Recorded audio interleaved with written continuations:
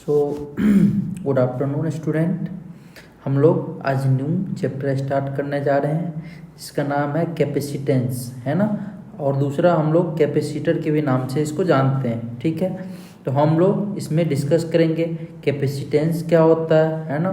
फिर ये कितना चार्ज को स्टोर करता है, फिर एनर्जी कितना स्टोर करता है ना, एनर्जी का लॉस कितना होगा।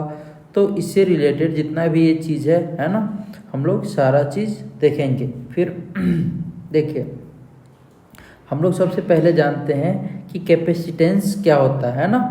तो यहाँ पे हम हेडिंग देते हैं कैपेसिटेंस। अच्छा देखिए, कैपेसिटेंस क्या होता है कि मैं क्या किया, यहाँ पे एक मेटल का, है ना, एक मेटल या आप कंडक्टर बोल लो, है ना। मैंने यहाँ पे एक मेटल और कंडक्टर, जो आप बोलना है बोल लो, मैंने उसको लिया, ठीक है। और मैं क्या किया, इस मेटल पे चार्ज को, है ना, डालता गया, चार्ज को सप्लाई करता गया, चार्ज को सप्लाई करता गया, है ना। तो इस मेटल में, है ना, जो चार्ज स्टोर करने की कैपेसिटी है ना, इस मेटल में जो चार्ज स्टोर करने की कैपेसिटी है, इसी को हम लोग क्या बोलेंगे, कैपेसिटेंस, है ना। तो ये जैसे कि आपका मेटल, और इस पे आप क्या कर रहे हो, क्यू चार्ज को सप्लाई कर रहे हो, है ना। तो इसमें जो स्टोर करने का जो कैपेसिटी है, उसी को हम लोग क्या बोलेंगे, कैपेसिटेंस। देखो इसको मैं लिखता हूँ यहाँ पे, it is capacity, it is capacity of a metal और conductor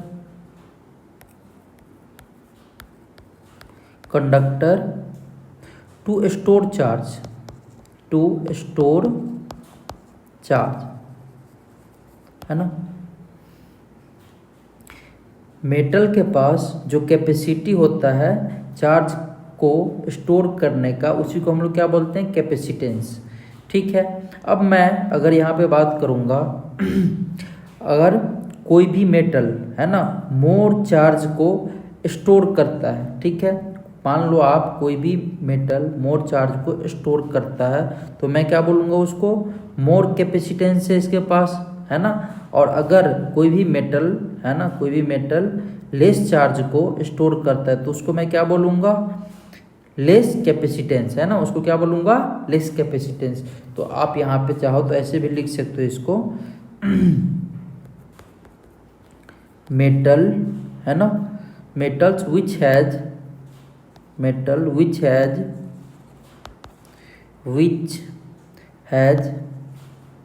less capacity to store charge, which has less capacity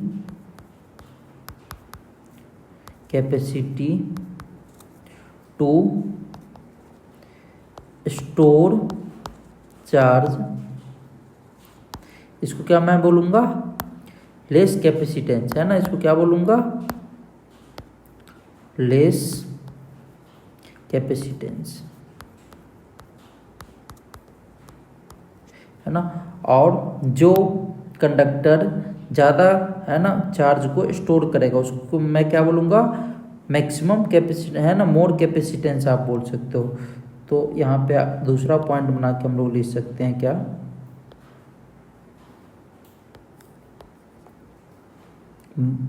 दूसरा पॉइंट, मोर कैपेसिटी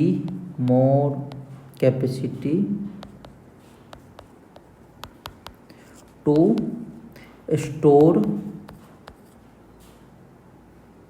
चार्ज, है ना। इसको हम लोग क्या बोलेंगे, इसको बोलेंगे मोर कैपेसिटेंस,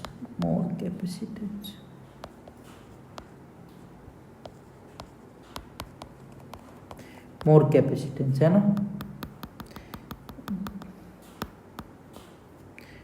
मोर कैपेसिटेंस।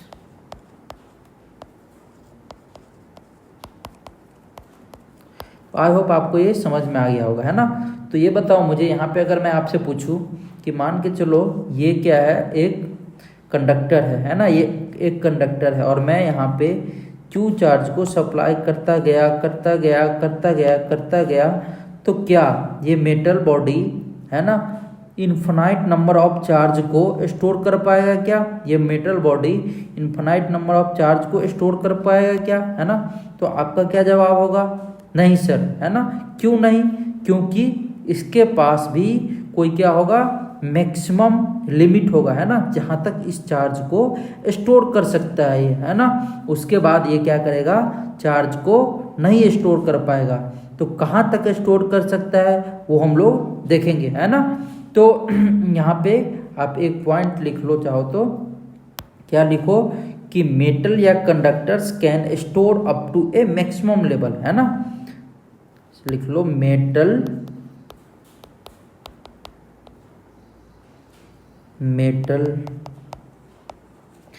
या conductor can store charge up to a maximum level, है ना, लेवल। तो आई होप आपको ये क्लियर हो गया होगा कि कोई भी मेटल बॉडी है ना, उसके पास एक कैपेसिटी है चार्ज को स्टोर करने का, है ना। वहीं तक वो क्या कर सकता है, चार्ज को स्टोर कर सकता है, और उसी को हम लोग क्या बोलते हैं, कैपेसिटेंस, है ना।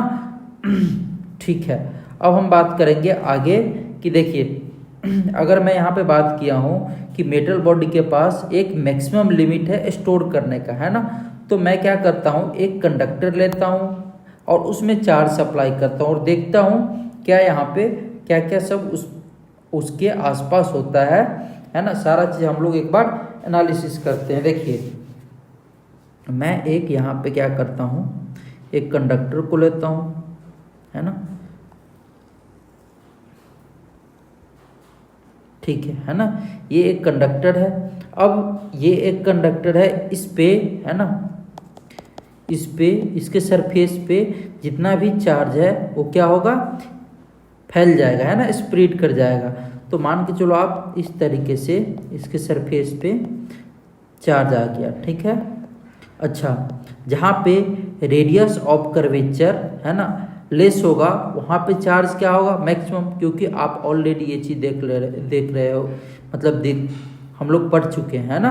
क्या पढ़े हुए हैं, surface charge density equals to charge पर unit area of cross section, है ना, या वॉल्यूमेट्रिक चार्ज डेंसिटी आप देखते हो तो, है ना।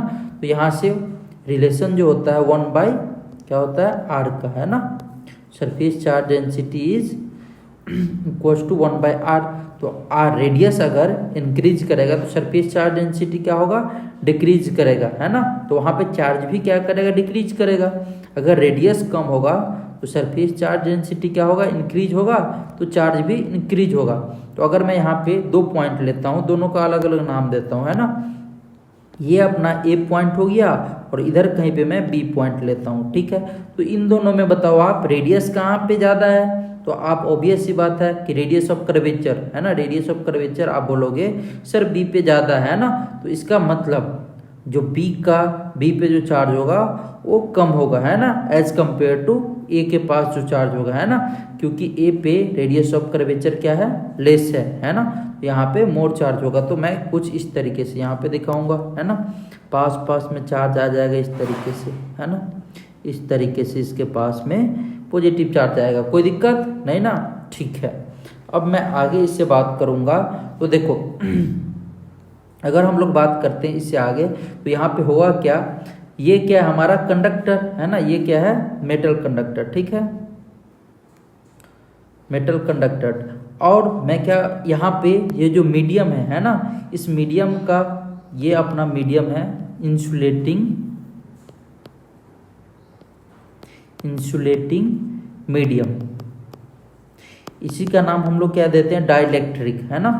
आप ये भी लिख लो, डाइलेक्ट्रिक, है ना, डाइलेक्ट्रिक, ठीक है। तो इस डाइलेक्ट्रिक मीडियम में एक मेटल को हम लोग प्लेस कर दिए, ठीक है। अब होगा क्या, इसके आजू बाजू, इस मेटल के आजू बाजू मॉलिक्यूल्स होंगे, है ना, और ये मॉलिक्यूल्स क्या करेंगे, पॉजिटिव चार्ज के पास, है ना, आके इस तरीके से आ जाएंगे, है ना। तो यहाँ पे ये अगर पॉजिटिव चार्ज है तो इस साइड क्या होगा, यहाँ पे नेगेटिव चार्ज आ जाएगा और इधर पॉजिटिव चार्ज, कोई दिक्कत नहीं ना। और यहाँ पे फोर्स एक्सपीरियंस होना स्टार्ट हो जाएगा, है ना। अगर दो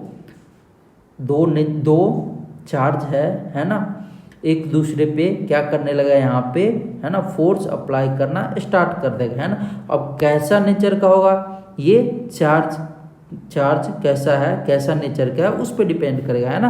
तो अगर मैं यहाँ पे बात करूँगा तो देखो ये मेटल का चार्ज पॉजिटिव और इधर नेगेटिव चार्ज आ गया, तो ये क्या करेगा, एक दूसरे को अट्रैक्ट करेगा, है ना। तो यहाँ पे आप क्या बोलोगे कि इस तरीके से, है ना, इलेक्ट्रोस्टैटिक्स फोर्स एक्ट करना स्टार्ट कर देगा, है ना, एफ इलेक्ट्रोस्टैटिक्स फोर्स, कोई दिक्कत नहीं ना, ठीक है। और इस पॉजिटिव चार्ज और पॉजिटिव चार्ज के वजह से यहाँ पे इस तरीके से इलेक्ट्रोस्टैटिक्स फोर्स रिपेल करना स्टार्ट कर देगा यहाँ पे, है ना। ये जो होता है प्लस और माइनस, इसको हम लोग पहले पढ़ भी चुके हैं, इसको क्या बोलते हैं, पोलराइजेशन, है ना, पोलराइजेशन। तो यहाँ पे देखो अगर मैं यहाँ पे बात करूँ ए पॉइंट पे, है ना, तो इसके पास क्या करेगा, इस तरीके से मॉलिक्यूल्स आ जाएगा इस तरीके से, है ना। और यहाँ पे भी क्या होगा, माइनस चार्ज इधर आ जाएगा और प्लस चार्ज इधर आ जाएगा, ठीक है। और यहाँ पे भी उसी तरीके से फोर्स लगना स्टार्ट हो जाएगा, है ना। तो F electrostatics force minus charge की वजह से इनवर्ड एक्ट करेगा और प्लस चार्ज की वजह से इस तरीके से आउटवर्ड एक्ट करेगा, है ना। लेकिन अगर दोनों में मैं आपसे पूछूं कि बताओ फोर्स मैक्सिमम कहाँ पे होगा, ए पे कि बी पे एक्ट करेगा, है ना, तो आप ऑब्वियस सी बात बोलोगे कि सर बी पे फोर्स क्या होगा, मैक्सिमम होगा। क्यों मैक्सिमम होगा, क्योंकि यहाँ पे जो चार्ज है ना, जो चार्ज सप्लाई हो रहा है ना, वहाँ पे मैं देखा हूँ ना, रेडियस ऑफ कर्वेचर यहाँ पे क्या लेस है, तो चार्ज क्या होगा, मैक्सिमम। तो अगर चार्ज मैक्सिमम होगा तो इलेक्ट्रोस्टैटिक्स फोर्स क्या होगा, मैक्सिमम, है ना। अगर मैं इसमें क्यू चार्ज सप्लाई किए जा रहा हूँ इस कंडक्टर में, तो ए के पास मैक्सिमम चार्ज होगा, तो यहाँ पे इलेक्ट्रोस्टैटिक्स फोर्स क्या होने वाला है, मैक्सिमम, है ना। तो मैं यहाँ से ये बात भी बोल सकता हूँ कि ए पॉइंट पे जो फील्ड होगा, इलेक्ट्रिक फील्ड, है ना, वो क्या होने वाला है, मैक्सिमम होने वाला है ना। ए पॉइंट पे जो फील्ड होगा, ए पॉइंट के वजह से, है ना, इधर जो इस चार्ज की वजह से फील्ड आएगा वो मैक्सिमम आएगा, है ना, ई मैक्स, ये बात होगा। आई होप आपको ये बात समझ में आया होगा, है ना। तो जैसे जैसे आप यहाँ पे चार्ज इंक्रीज करोगे, है ना, चार्ज सप्लाई यहाँ पे इंक्रीज करोगे, इंक्रीज करते जाओगे, एक ऐसा कंडीशन आएगा कि क्या करेगा, यहाँ पे ये जो है ना, ए पॉइंट और ये मॉलिक्यूल्स है, मॉलिक्यूल्स को क्या करेगा, ये चार्ज है ना, ये force electrostatics force break down कर देगा, है ना, इसको क्या करेगा, तोड़ देगा, ठीक है। और फिर क्या करेगा, यहाँ पे इंसुलेटर कंडक्टर की तरह बिहेव करने लगेगा, है ना, यहाँ पे ये कंडक्टर की तरह बिहेव करने लगेगा। और जिस मिनिमम इलेक्ट्रिक फील्ड स्ट्रेंथ पे ये जाके कंडक्टर की तरह बिहेव करने लगा, उसी को हम लोग क्या बोलते हैं, डाइलेक्ट्रिक स्ट्रेंथ, है ना, उसी को हम लोग क्या बोलते हैं, उसी इलेक्ट्रिक फील्ड के वैल्यू को हम लोग क्या बोलते हैं, डाइलेक्ट्रिक स्ट्रेंथ। तो आई होप आपको ये बात भी पता चल गया होगा कि डाइलेक्ट्रिक स्ट्रेंथ क्या होता है ना। यहाँ पे मैं थोड़ा सा और लेता हूँ इधर और आपको डायग्राम एक बना के दिखाता हूँ, है ना। चाहो तो आप ऐसे लिख सकते हो, E max equals to sigma by epsilon naught, है ना। ये सिग्मा बाय एप्सिलॉन नॉट लिखा हूँ इसलिए क्योंकि आप कंपेयर कर पाओ चार्ज को, है ना, एक्चुअल में अलग फॉर्मूला होता है, मैं तो यहाँ पे सिर्फ लिखा हूँ सिग्मा बाय एप्सिलॉन नॉट।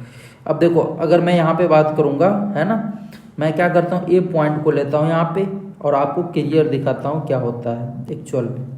ये ए पॉइंट है ना, ये ए पॉइंट है और ए पॉइंट पे मैं क्या बोल रहा हूँ, यहाँ पे चार्ज क्या होगा, इस तरीके से एक्युमुलेट हो जाएगा, है ना।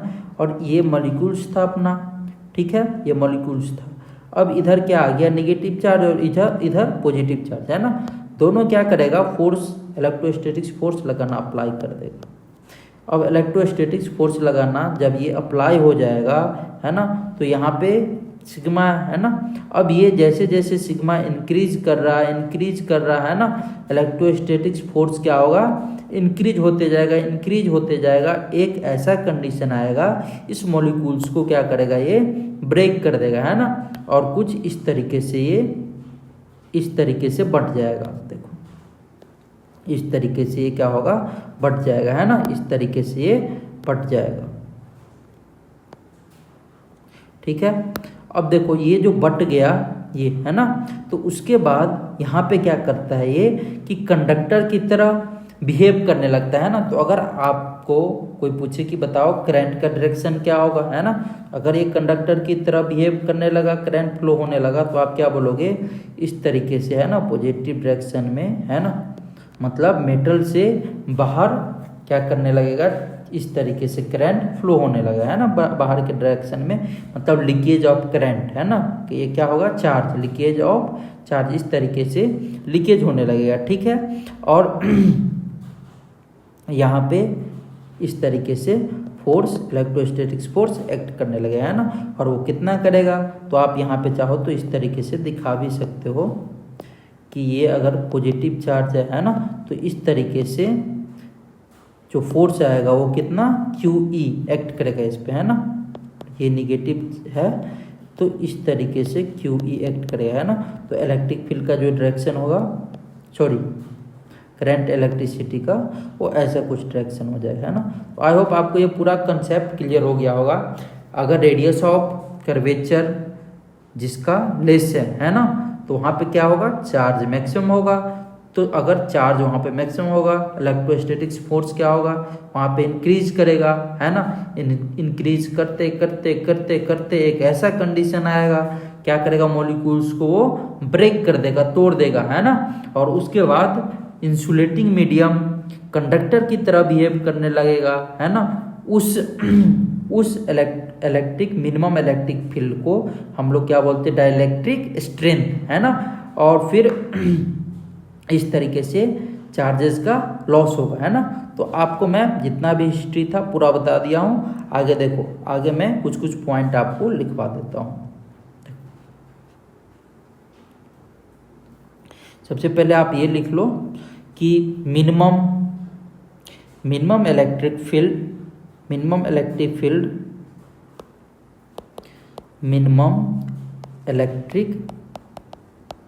Field at which dielectric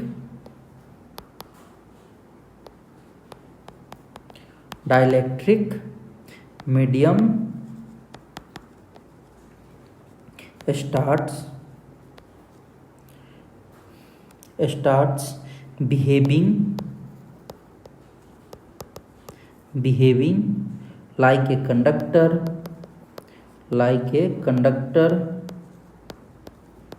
conductor is known as dielectric strength, is known as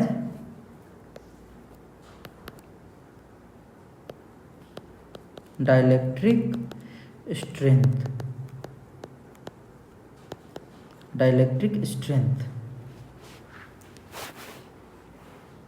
dielectric strength, या और क्या बोल सकते हैं हम लोग, ब्रेक डाउन इलेक्ट्रिक फील्ड, है ना। और क्या बोल सकते हैं, और break down electric field,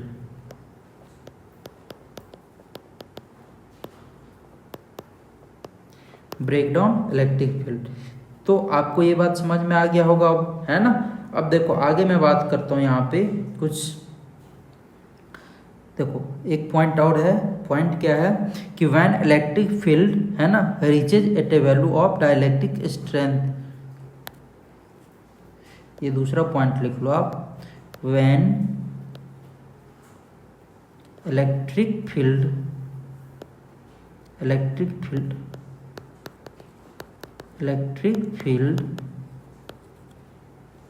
reaches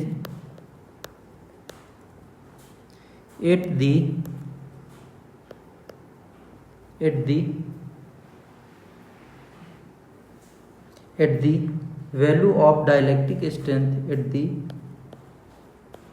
value of dielectric strength,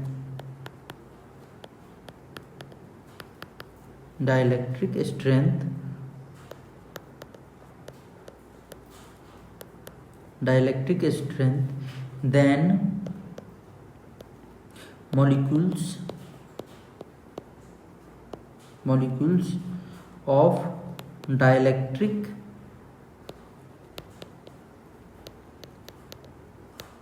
या insulating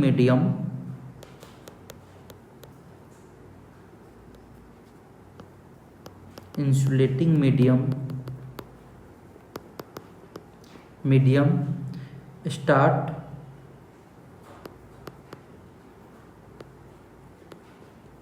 to break,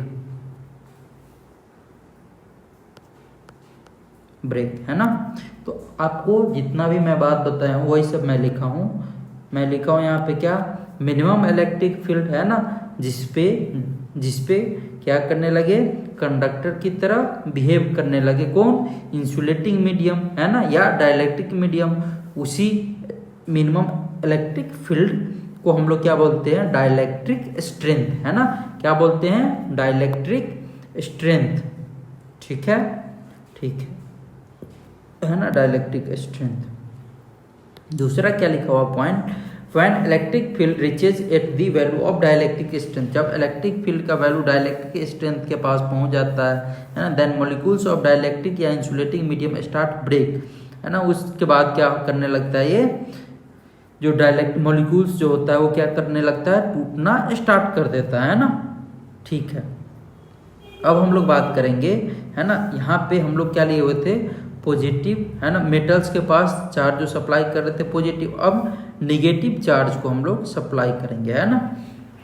देखो आप, तो फिर कैसा कंडीशन बनेगा, सेम कंडीशन उसी तरीके से बनेगा, है ना। देखो आप, मोर और लेस सेम उसी तरीके से बनेगा। यहाँ पे एक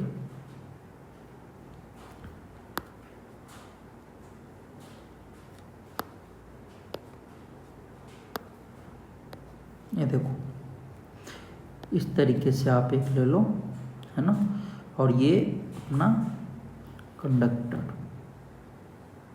कोई दिक्कत नहीं ना, ठीक। और ये मेटल है और इसके पास माइनस क्यू चार्ज, है ना, इसको सप्लाई किया जा रहा है, कोई दिक्कत नहीं ना। तो आपसे यहाँ पे फिर मैं 2 पॉइंट लेता हूँ, है ना। अच्छा, इलेक्ट्रिक फील्ड का जो डायरेक्शन होगा आप क्या बोलोगे, कुछ इस तरीके से, है ना, इस तरीके से आप बोल सकते हो फील्ड का डायरेक्शन होगा, कोई बात नहीं वो सब। यहाँ पे देखो मैं 2 पॉइंट लेता हूँ, एक पॉइंट तो ये है, दूसरा पॉइंट क्या है, ये बी, सॉरी उसी को ए लेता हूँ मैं, इसको बी लेता हूँ और इसको ए लेता हूँ, कोई दिक्कत नहीं ना। अब मैं इसी तरीके से मॉलिक्यूल्स इसके पास अगर लाऊंगा, है ना, इसके पास अगर लाऊंगा तो आप क्या बोलोगे, इसके पास, इसके सरफेस पे क्या होगा, निगेटिव चार्ज इस तरीके से स्प्रेड कर जाएगा, है ना, इस तरीके से निगेटिव चार्ज होगा इसके पास, है ना, और इसके पास निगेटिव चार्ज क्या होगा, ज़्यादा होगा, है ना। शार्प एज है, यहाँ पे क्या होगा, निगेटिव चार्ज मैक्सिमम, है ना, इस तरीके से होगा। तो अगर आप देखोगे यहाँ पे तो आप क्या बोलोगे, यहाँ पे प्लस चार्ज आ जाएगा और इसके दूर ये निगेटिव, है ना, और फिर ये क्या करेगा, इस तरीके से इलेक्ट्रोस्टैटिक्स फोर्स एक्ट करेगा यहाँ पे, है ना, एफ इलेक्ट्रोस्टैटिक्स, और आउटवर्ड, है ना, भी एफ इलेक्ट्रोस्टैटिक्स फोर्स इस तरीके से आउट करेगा, है ना, वो नेगेटिव चार्ज की वजह से। ठीक है, नेगेटिव और नेगेटिव चार्ज की वजह से। आप इस पॉइंट पे देखो, ये पॉइंट पे यहाँ पे क्या होगा, इस तरीके से प्लस चार्ज और ये माइनस चार्ज, तो पॉजिटिव चार्ज की वजह से इनवर्ड, है ना, फोर्स एक्ट करेगा, और नेगेटिव चार्ज की वजह से आउटवर्ड, है ना, नेगेटिव चार्ज की वजह से आउटवर्ड इलेक्ट्रोस्टैटिक्स फोर्स आउट करेगा, है ना। और ए पॉइंट पे क्या है, रेडियस ऑफ कर्वेचर अभी भी लेस है ना, तो अगर रेडियस ऑफ कर्वेचर लेस रहा तो वहाँ पे चार्ज एक्युमुलेट क्या होगा, मैक्सिमम, है ना। तो यहाँ पे फोर्स, इलेक्ट्रोस्टैटिक्स फोर्स क्या होगा, मैक्सिमम। और फिर ए और बी में अगर आपसे कोई पूछे कि बताओ पहले लीकेज होना कहाँ से स्टार्ट करेगा, आप क्या बोलोगे, ए से। क्यों, क्योंकि यहाँ पे इलेक्ट्रोस्टैटिक्स फोर्स मैक्सिमम है ना, और ये क्या करेगा, मॉलिक्यूल्स को जल्दी ब्रेक डाउन कर देगा, है ना, फास्टेस्ट, है ना, फास्ट ये क्या करेगा, ब्रेक डाउन कर देगा, जल्दी ब्रेक डाउन कर देगा, ठीक है। तो ये क्या करेगा, इस तरीके से इसको ब्रेक कर देगा, है ना, ये ब्रेक कर देगा इस तरीके से, कोई दिक्कत नहीं ना, ठीक है। तो ये इस तरीके से कुछ ब्रेक कर देगा, और जब ब्रेक करेगा तो फिर ये कैसा बिहेव करने लगेगा, कंडक्टर की तरह, है ना। तो करंट का जो डायरेक्शन होगा, अगर आपसे कोई पूछे कि करंट का डायरेक्शन किधर से किधर होगा, आप क्या बोलोगे, है ना, आप बोलोगे पॉजिटिव चार्ज के डायरेक्शन में क्या होगा, करंट का डायरेक्शन। तो मतलब कुछ इस तरीके से आप बताओगे कि ये है करंट का डायरेक्शन, है ना। तो यहाँ पे करंट की तरह, है ना, कंडक्टर की तरह, सॉरी ये पॉइंट पे कंडक्टर की तरह बिहेव करने लगेगा, और जब कंडक्टर की तरह बिहेव करने लगता है उसी को हम लोग क्या बोलते हैं, डाइलेक्ट्रिक स्ट्रेंथ। हम लोग ऑलरेडी ये चीज़ देख चुके हैं, है ना, ठीक है। तो आपको इससे भी पता चल गया, ठीक है।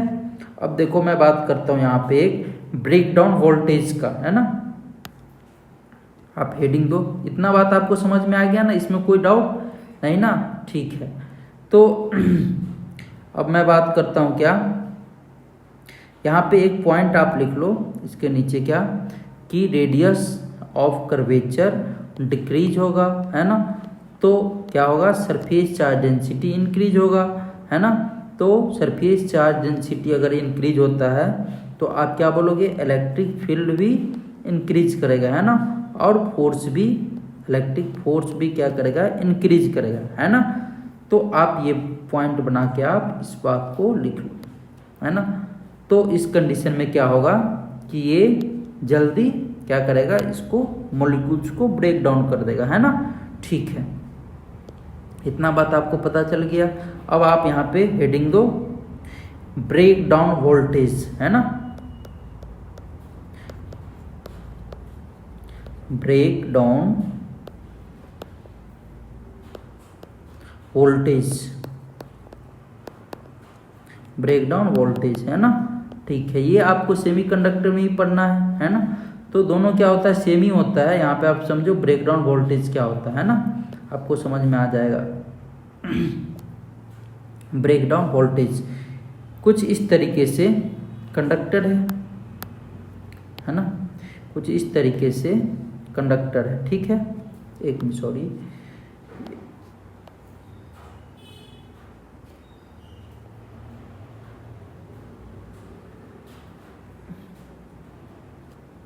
कुछ इस तरीके से क्या है, कंडक्टर, है ना, इस तरीके से कुछ कंडक्टर है, ठीक है, ठीक है। अब अगर मैं इस पे बात करूं तो इस तरीके से चार्ज इस पे स्प्रेड है ना, यहाँ पे क्या होगा, मैक्सिमम चार्ज एक्युमुलेट होगा इस तरीके से, है ना, ठीक है। तो यहाँ पे क्या है, अगर ये कंडक्टर है, मैं आपको ऑलरेडी पोटेंशियल में बता चुका हूँ, है ना।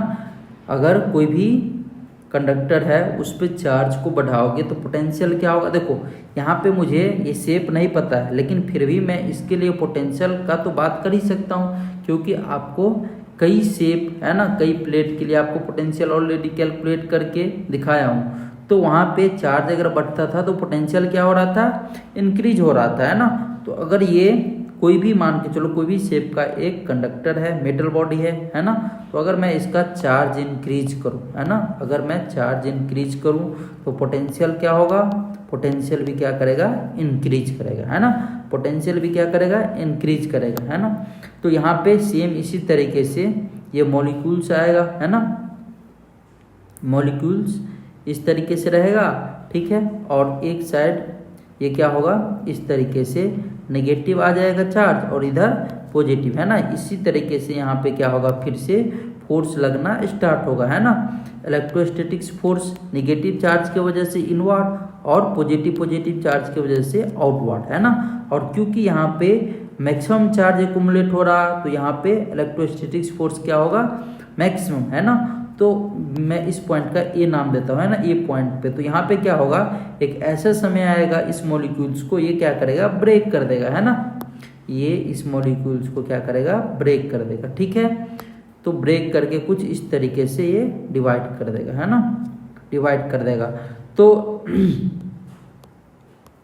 ये जो ब्रेक किया जिस समय में, है ना, तो फिर ये क्या करेगा, कंडक्टर की तरह बिहेव करने लगा, है ना। और इस कंडक्टर का जो है ना फ्लो करने का, चार्ज को फ्लो करने का जो डायरेक्शन होगा इस तरीके से हो जाएगा, है ना, मतलब मेटल से बाहर लीकेज करना स्टार्ट कर देगा। ठीक है, तो आप यहाँ पे क्या बोल सकते हो, वह पोटेंशियल जिस पे, है ना, जिस पे क्या करने लगा, मतलब जिस पे कंडक्टर की तरह बिहेव करने लगा, है ना, वह पोटेंशियल जिस पे कंडक्टर की तरह बिहेव करने लगा, है ना, उसी को हम लोग क्या बोलते हैं, ब्रेक डाउन वोल्टेज, है ना। आप चाहो तो ऐसे लिख भी सकते हो, क्या लिखोगे, potential of a material at which potential of metal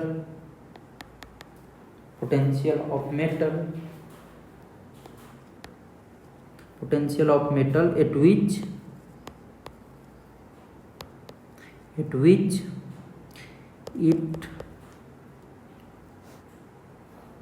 its insulating surrounding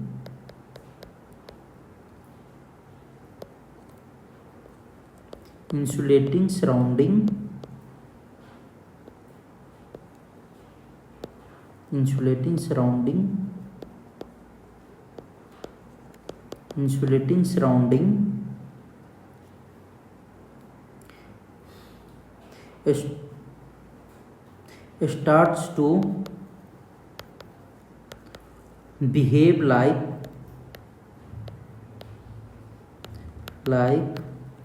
a conductor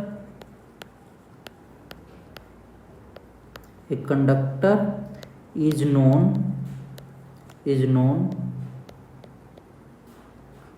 as breakdown voltage. breakdown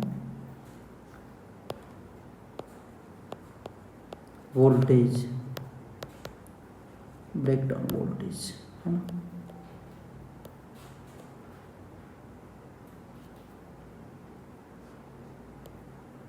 breakdown voltage, कोई दिक्कत नहीं ना। आई होप आपको ये बात समझ में आ गया होगा, है ना। ऐसा पोटेंशियल जिसपे है ना कंडक्टर की तरह बिहेव करना स्टार्ट कर दिया, है ना, उस पोटेंशियल को हम लोग क्या बोलते हैं, ब्रेकडाउन वोल्टेज। ठीक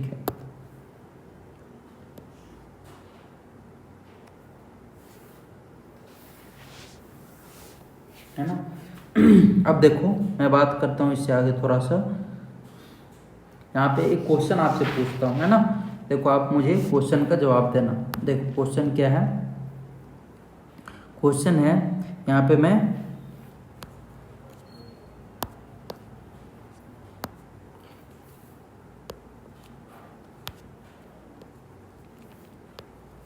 ये देखो, ये एक अपना कंडक्टर है ना, ये एक कंडक्टर है और दूसरा एक ये कंडक्टर ये है ना, दूसरा एक ये कंडक्टर है। ठीक है, दोनों सेम रेडियस का है ना, दोनों क्या है, सेम रेडियस का। ठीक है,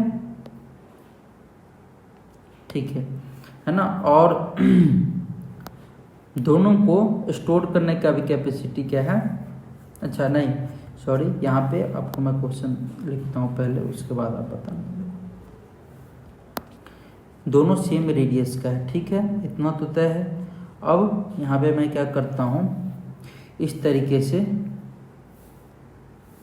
दोनों पे क्या करता हूँ, चार्ज सप्लाई स्टार्ट कर देता हूँ करना, है ना। ये मेटल स्फीयर, दोनों पे चार्ज सप्लाई करना स्टार्ट कर देता हूँ। तो अब बताओ दोनों में से कैपेसिटेंस है ना किसका ज़्यादा होगा, है ना, चार्ज स्टोर करने का जो कैपेसिटी होगा वो किसका ज़्यादा होगा, है ना। इसका नाम देता हूँ ए और इसका नाम देता हूँ बी, है ना। आपको बताना है दोनों में से कौन सा है ना कंडक्टर ज़्यादा चार्ज को स्टोर करेगा। क्वेश्चन क्या है,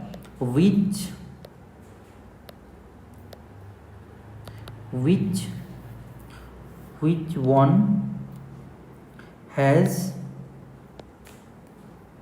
more capacitance, कैपेसिटेंस, है ना।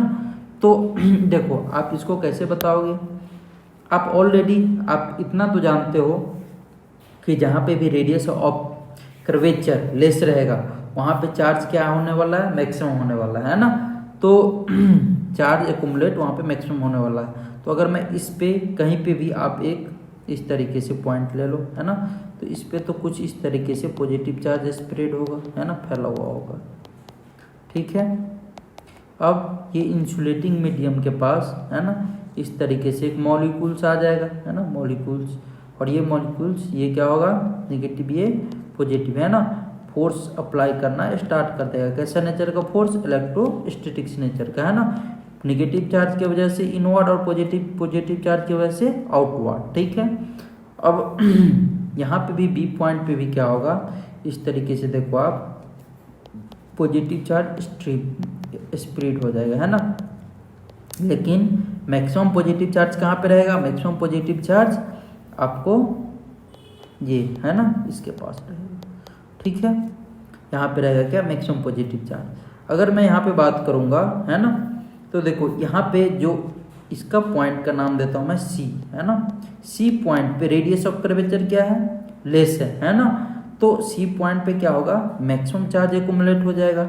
यहाँ पे अगर मॉलिक्यूल्स इस तरीके से आता है ना, ये निगेटिव ये पॉजिटिव, तो इलेक्ट्रोस्टैटिक्स फोर्स क्या होगा, निगेटिव चार्ज की वजह से इनवर्ड और पॉजिटिव चार्ज की वजह से आउटवर्ड, है ना, पॉजिटिव की वजह से आउटवर्ड, इस तरीके से एक्ट करना स्टार्ट कर देगा।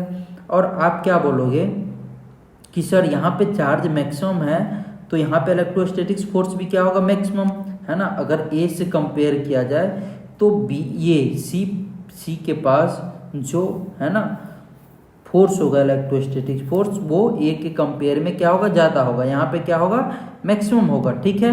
यहाँ पे जो होगा वो मैक्सिमम होगा।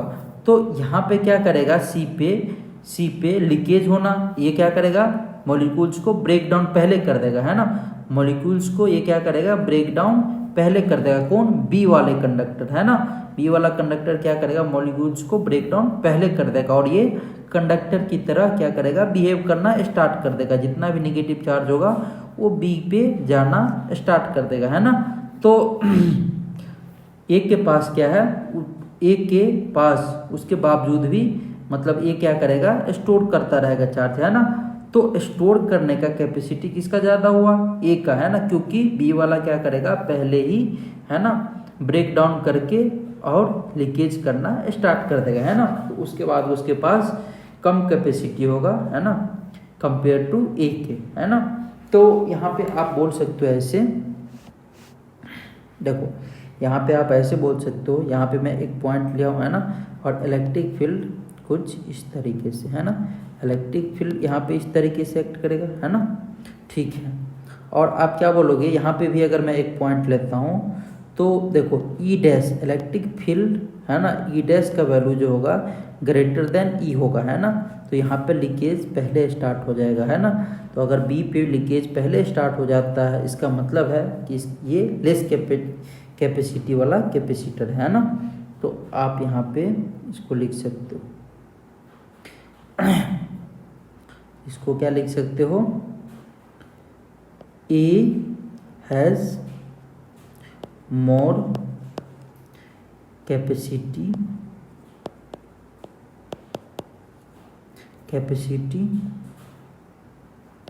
To store charge than B because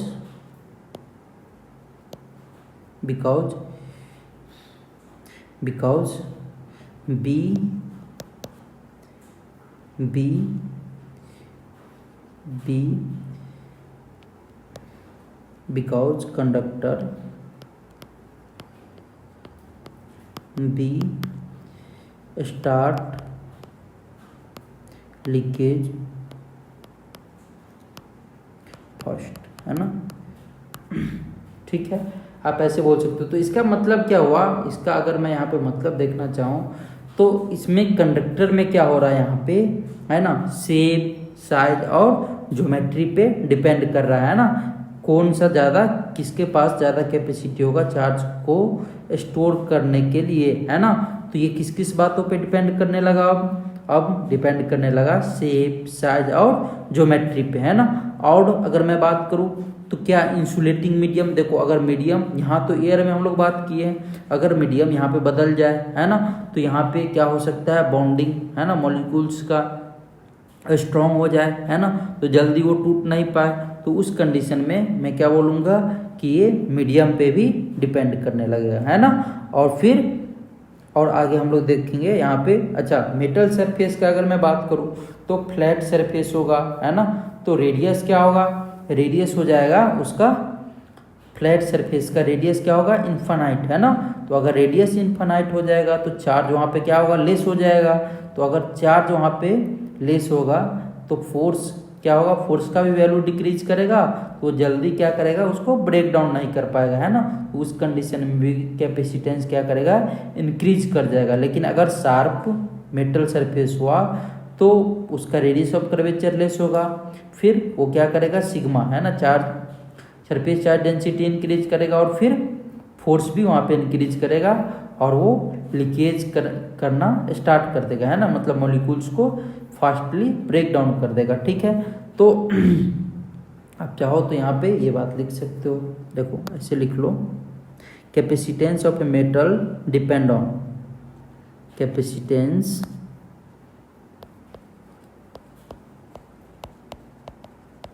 of A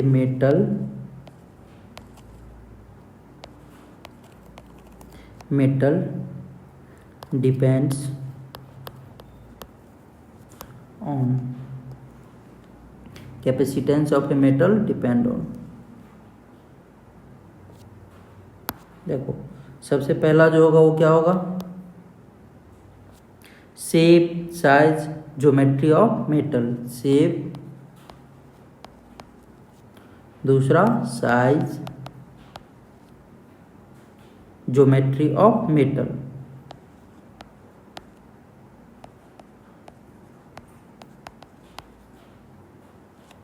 geometry of metal, ठीक है। दूसरा क्या होने वाला है, दूसरा अगर मैं यहाँ पे बात करूंगा तो सराउंडिंग मीडियम, है ना,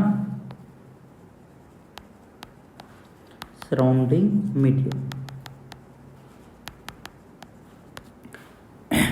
मेटल सरफेस का अगर मैं बात करूं तो क्या बोलोगे आप मेटल सरफेस के बारे में, अगर फ्लैट सरफेस रहा, है ना, यहाँ पे क्या बोलोगे, फ्लैट अगर सरफेस रहा तो क्या होगा, फ्लैट सरफेस रहने से रेडियस क्या होगा, इंक्रीज करेगा, सरफेस चार्ज डेंसिटी सिग्मा क्या करेगा, डिक्रीज करेगा, है ना।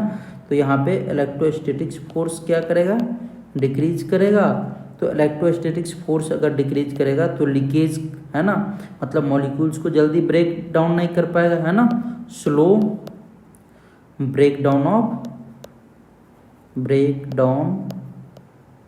ऑफ मॉलिक्यूल्स, है ना। तो इस कंडीशन में मैं क्या बोल सकता हूँ, इसके पास, है ना, इसके पास क्या होगा, सबको मिला के मैं क्या बोल सकता हूँ, कैपेसिटेंस इंक्रीजेज, है ना, कैपेसिटेंस इंक्रीज, ठीक है। अगर मैं यहाँ पे दूसरा बात करूँ शार्प एज का, है ना, शार्प, तो इस कंडीशन में आप क्या बोलोगे, रेडियस क्या होने वाला है, डिक्रीज, तो यहाँ पे सिग्मा इंक्रीज, है ना, force will be increase, F electrostatics force, तो ये fast break down of molecules, है ना। तो कैपेसिटेंस क्या हो जाएगा इसका, डिक्रीज, है ना।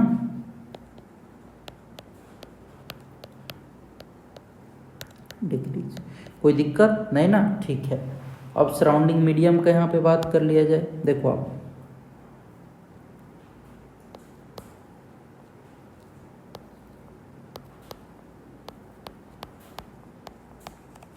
सराउंडिंग मीडियम, ठीक है। तो अगर मैं सराउंडिंग मीडियम का यहाँ पे बात करता हूँ, क्या बोलोगे आप, मॉलिक्यूल्स, है ना, जो ज़्यादा स्टेबल है। स्टेबल, अगर कोई मॉलिक्यूल से स्टेबल है, बॉन्ड बीच में है ना, स्ट्रॉन्गेस्ट बॉन्ड है, तो जल्दी क्या होगा, ब्रेक डाउन नहीं होगा, है ना। तो ब्रेक डाउन अगर जल्दी नहीं होता है तो आप क्या बोलोगे, कैपेसिटेंस इसका इंक्रीज, है ना, इंक्रीज। ठीक है, स्टेबल मीन्स आप बोल सकते हो स्ट्रॉन्ग बॉन्ड बिटवीन मॉलिक्यूल्स। ठीक है, दूसरा बात अगर मैं यहाँ पे करूँ तो मॉलिक्यूल से अगर वीक होगा, है ना, molecules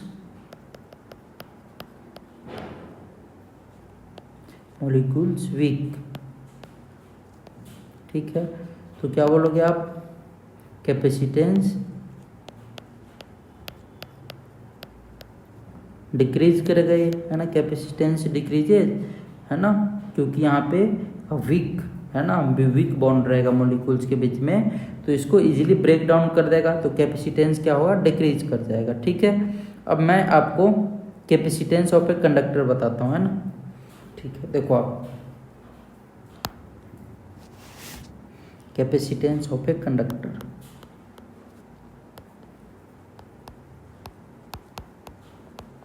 capacitance of a conductor,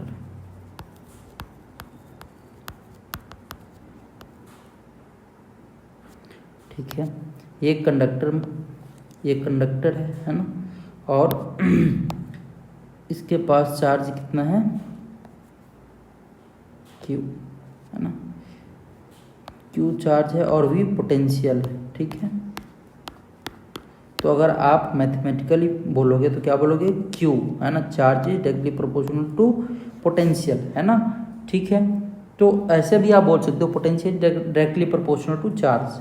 तो अगर मैं ये प्रोपोर्शनलिटी साइन हटाऊंगा तो यहाँ पे क्या आ जाएगा, सी इंटू वी, है ना, और ये जो सी होता है, C equals to Q by V, है ना, यही क्या होता है, कैपेसिटेंस ऑफ ए कैपेसिटर, है ना, कैपेसिटेंस ऑफ ए कैपेसिटर,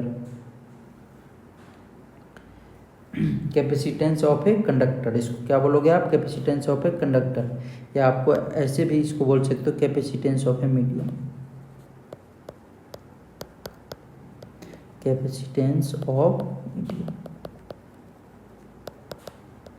कोई दिक्कत नहीं ना। ठीक है, तो अगर आपको इतना बात पता चल गया है तो हम लोग क्या करते हैं, एक एक करके सारा चीज़ लिखते जाते हैं, यूनिट वगैरह, है ना।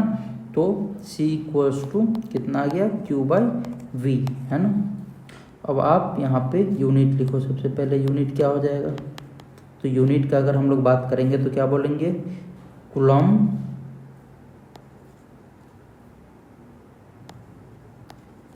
पर यूनिट, है ना, Q बाई वी वोल्ट, है ना,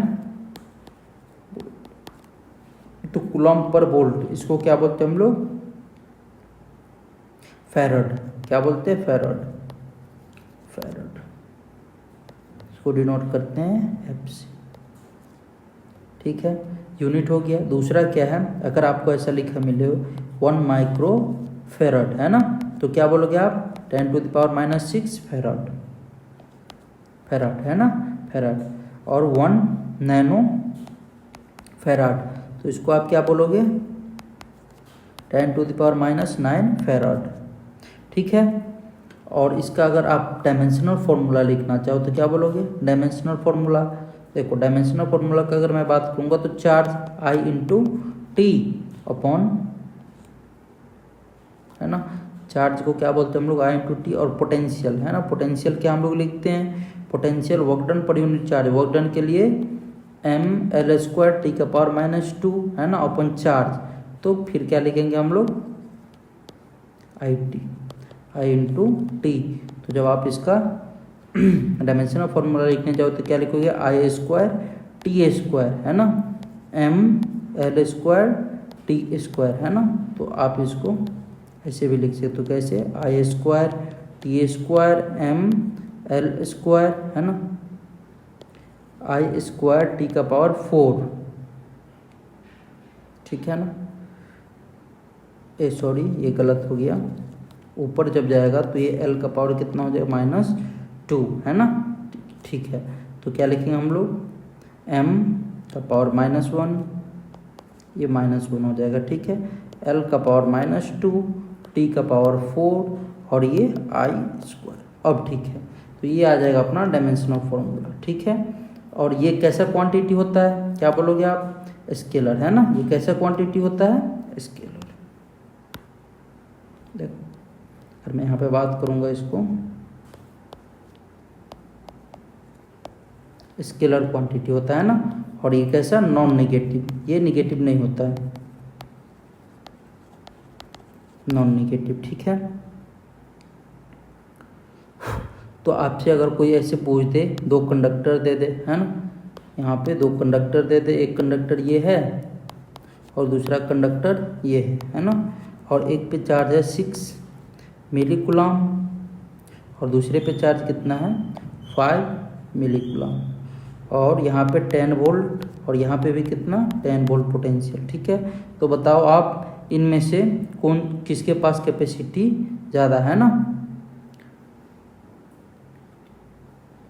question, which of the following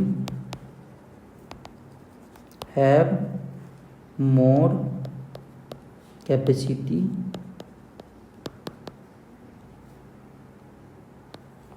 to store charge, ठीक है। तो अगर मैं यहाँ पे देखूंगा तो देखो पोटेंशियल दोनों के लिए क्या है, सेम है ना। तो जिसके पास चार्ज ज़्यादा होगा, है ना, तो जिसके पास चार्ज ज़्यादा होगा तो वहाँ पे क्या होगा,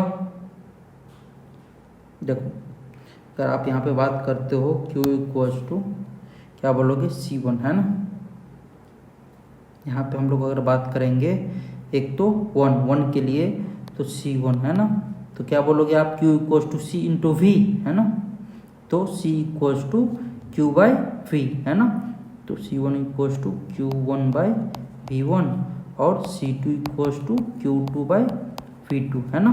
तो यहाँ पे Q1 कितना है, 5 इंटू 5 मिली कूलम, है ना, अपॉन 10। तो ये कितना हो जाएगा, 0.5 है ना, 0.5 मिली फैराड, ठीक है। और ये कितना हो जाएगा, ये हो जाएगा 6 मिली कूलम अपॉन 10, है ना। तो ये कितना हो जाएगा, 6 मिली फैराड, है ना, 0.6 मिली फैराड, ठीक है।